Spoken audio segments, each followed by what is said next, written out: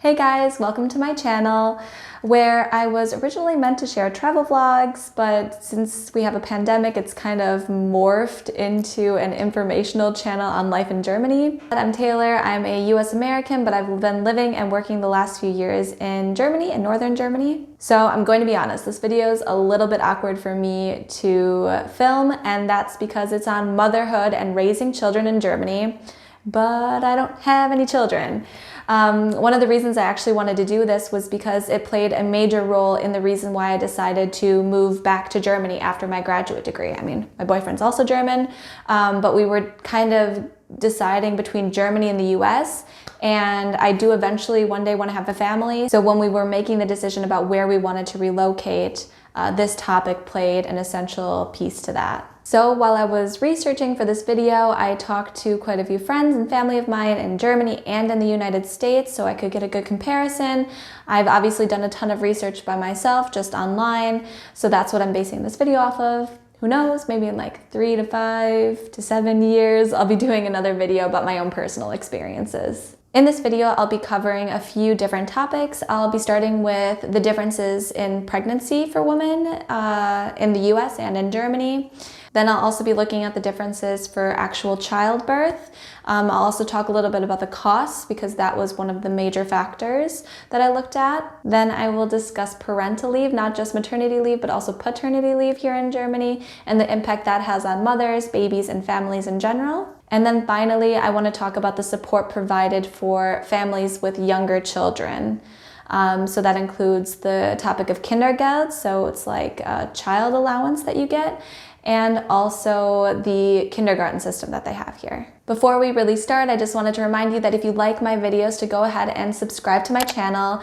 Thank you to everyone that is already subscribed. If you're interested in more general information about the healthcare system in Germany, go ahead and check out my video from last week. So like I said, I wanted to start with pregnancy.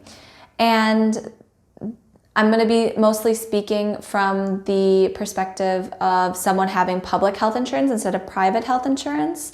So statutory or public health insurance in Germany, which is what most people have, some 86% of people approximately in Germany have public health insurance, covers the vast majority of costs that you would incur while pregnant or also for labor. So this includes urine tests, ultrasounds, blood tests, childbirth itself, postpartum care, so it covers a wide variety of things. From my understanding, medical care for pregnant women is very similar in the US as it is in Germany. So you have typically appointments once a month, every 4 weeks, and then as you get closer, you'll have it every 2 weeks. If there are any complications, that's also covered by health insurance, and you'll obviously have different type of care, but in terms of preparation and medical visits and prenatal care, it's very similar to what you would see in the US. One of the things that I find interesting is that Germany has kind of these health passports. This kind of just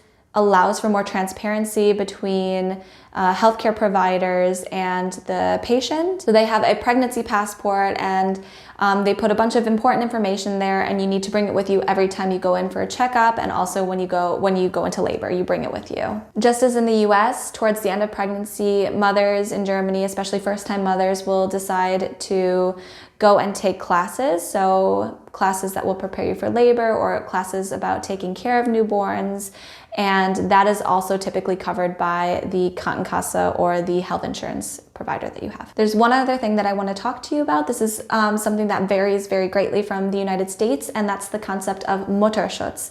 So when you are in Germany and you work just at a typical 9-to-5 job, you will get the last 4 weeks of your pregnancy and the first 6 weeks after childbirth completely free of work. You cannot go back to work unless you might be able to sign some specific form that you need to, but you would get that time off, and that you would get compensated then through your health insurance for that time that you're taking off. So this is a time that's very important for the mother, having gone through, I don't want to call it the trauma of labor, but it's a very big change obviously for your body. It allows you time to also bond with your newborn. So this just gives you a chance to take time off.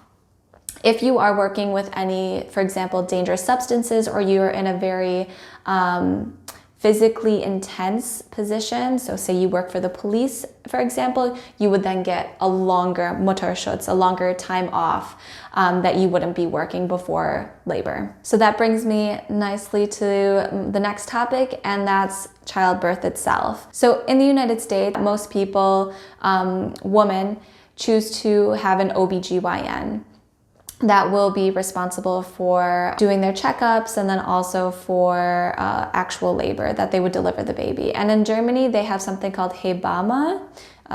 People can correct my pronunciation, but those are midwives. So this is something that's also a bit complicated, because from what I've heard from other people, there's a real shortage of midwives right now. And you need to find them yourselves, just like you would find the hospital that you want to deliver in. But they are responsible for care beforehand. During childbirth, they'll actually deliver the baby, and also they will make visits to your house after you give birth and do some checkups with your baby, some weigh-ins, check on the mother, help with things like questions like bathing or breastfeeding and things like that. So from what I understand, they're an integral part of the experience of having a baby. So that's something that I think varies quite. You can have a midwife, but I think that they have it's a different concept. In the US, midwives are more for women with uncomplicated pregnancies. I think more of birthing centers and home births rather than hospital births. Go ahead and comment below if you have a different experience, but that's my concept of it somehow. Health insurance in Germany covers the cost of birth in whatever location you really want to have your baby. You can have a home birth, childbirth in a birthing center, which is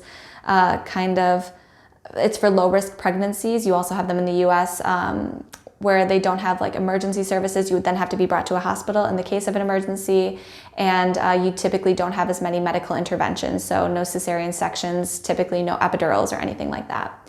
And then you have hospitals as well, which is I think where most people choose to have babies in the US and in Germany. So this is one of the biggest differences between the US and Germany in terms of having a baby and raising children, is that health insurance in Germany covers the costs of everything that's prenatal, so during pregnancy, childbirth itself, postpartum care, pediatric services and care after the child is born. Everything is pretty much covered by health insurance. This is something that's very different in the US. It doesn't happen very often that you will have zero costs. I actually have a statistic, let me read it. The estimated average cost of having a baby for women with health insurance through their employer rose to $4,569 in 2015. These are out-of-pocket expenses that are being paid by women that already have health insurance. And I just feel like the health insurance system in the United States is also a lot more complicated for families to understand. So you have networks that your health insurance provider will cover costs for. And you can go to a hospital. I actually read an article about a woman that did all of her research beforehand, knew what network she was in, knew that her doctor was covered by health insurance as well, that was within the network, went there and had to have an emergency C-section, and the baby had to go to the NICU. But the doctor that was at the NICU was not covered by the health insurance, so afterwards she ended up getting ridiculous bills. So this is just something that wouldn't happen. We don't have any such thing as a network. You have some private clinics, but they're not private hospitals, and that's only for private health insurance then. But that's just not something that would happen. Also, I have heard stories from mothers that pack their bags and bring a lot of extra things that you can usually get at the hospital, but that they charge you extra for, like adult diapers, Depends, and things like that. And that's something that you don't have to really worry about here. It would be covered by your health insurance then. So you're not going to be sitting there with a list trying to figure out how much things are going to cost at the end of the day. It shouldn't be something that you worry about on such a happy day. So just like in the States, in Germany, women typically stay in the hospital for 3 to 4 days after a vaginal birth, and longer if you had a Kaiserschnitt or a cesarean section. You'll typically be asked really quickly what you want to name the child, and I actually just wanted to add this in as kind of a fun fact that in Germany, a lot of people don't have middle names. I don't know if this is the same everywhere in the United States, but I know in Wisconsin, almost everyone has a middle name, or everyone.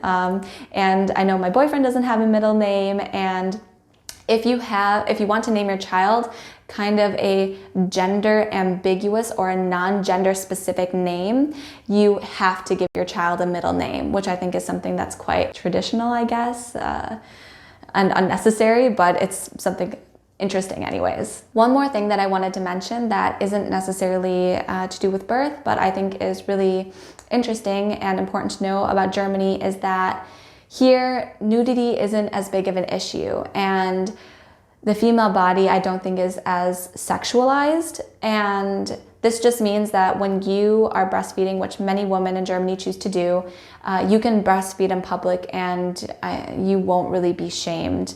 Maybe people have their own personal stories that they can leave in the comments, but I see quite often posts from women in the United States, especially mothers, that about breastfeeding and how they're shamed or how they're told to cover up or to leave establishments, even when that's not legal, and that's not as big of a deal, I feel like, in Germany, just because people have more comfort with their nude bodies. So that is also something that I think is really important to know. Okay, moving on to parental leave. So this is probably, within this topic, one of the major points where I thought I really want to stay in Germany. This is something that is really important to me. So in Germany, if you are a mother and you would like to stay primarily solely alone with your child during maternity leave, you would get 12 months paid maternity leave. This is paid through your employer, 67% of your last net paycheck. You'll get paid monthly, and you can get 12 months of paid maternity leave. If you would like to somehow split this with your partner, for example, you want to split it with your husband, that's very heteronormative, but I think it also works for same-sex couples, that you would be able to get 14 months then if you're splitting it somehow. It doesn't need to be actually equally, you can split it however you want, but if the other partner is choosing to take time as well, you would get 14 months at 67% of your last paycheck.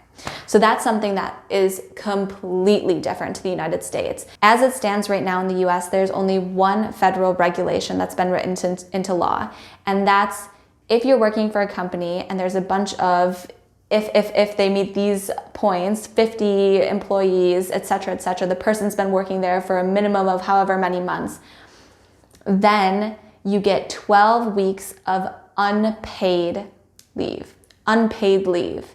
A lot of families can't afford to take 12 weeks unpaid leave, even more if they need time to heal their bodies.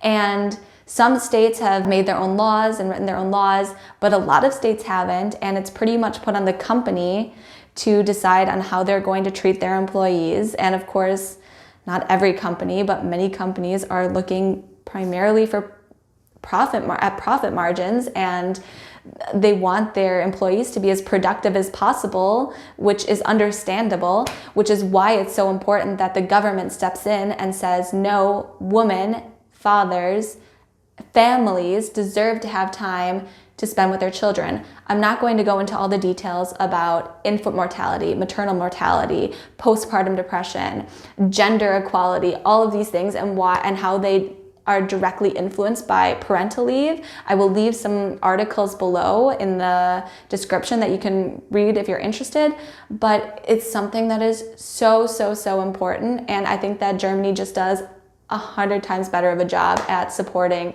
families in general. So during the either 12 months or 14 months, depending on who's taking parental leave, you, like I said, get paid, but you also can't lose your job. So it's there for you when you want to come back to work, if you do want to come back to work. Some people choose to take even longer off with their children.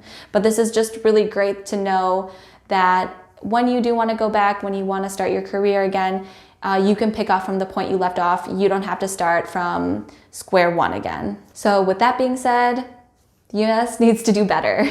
do better. Finally, I wanted to talk about support for young children. Actually, children up to the age of 18 and sometimes even further if they want to go to university. So when you have a child, you get something called a child allowance or Kindergeld. What this pretty much is a payment that a parent will get every single month. I think it's 190 euros for one child, 196 euros for two children, and I think it increases to another amount for 3+ children. And you'll get this payment every month until your child turns 18. It's that simple.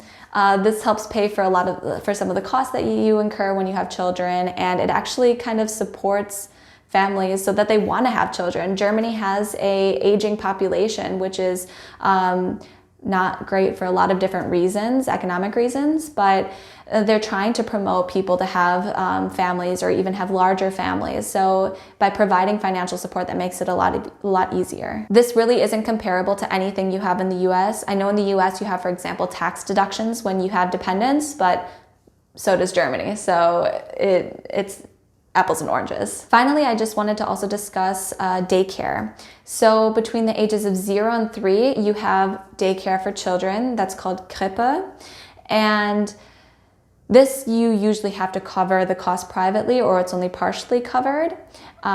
Typically, you wouldn't need it for the first 12 to 14 months anyways because of parental leave, but some parents choose to go back then and don't have any familial support or anything like that, and therefore they choose this as an option. And then from the ages 3 to 6, you have Kita or kindergarten. And this is a different concept than what we have in the US. In the US, kindergarten is your first year of school. And in Germany, it's more daycare. It's daycare before you enter the first class. And the costs for kindergarten vary from Bundesland to Bundesland, or from region to region, just like states would have kind of power in the US. So I know in Niedersachsen, Lower Saxony, the region that I live in, kindergarten is completely paid for. Families don't have to worry about that cost. So I think that this is really helpful for families, especially there's a lot of women that want to have careers. They don't necessarily want to stay home with their children. And this just gives them the opportunity to keep working and to not necessarily take 5 to 7 years off or whatever it is to stay home with their children. They can continue on with their career and doing what they love. So I think it's really great. There are many more topics that could be discussed in this video. I think it's already getting pretty long though. I really would encourage you, if you have any personal experiences that you'd like to share, to go ahead and leave a comment below. I look at all of my comments and really want to foster an open community on YouTube. So do that. Subscribe to my channel, like this video if you enjoyed it, and I will see you guys next Monday.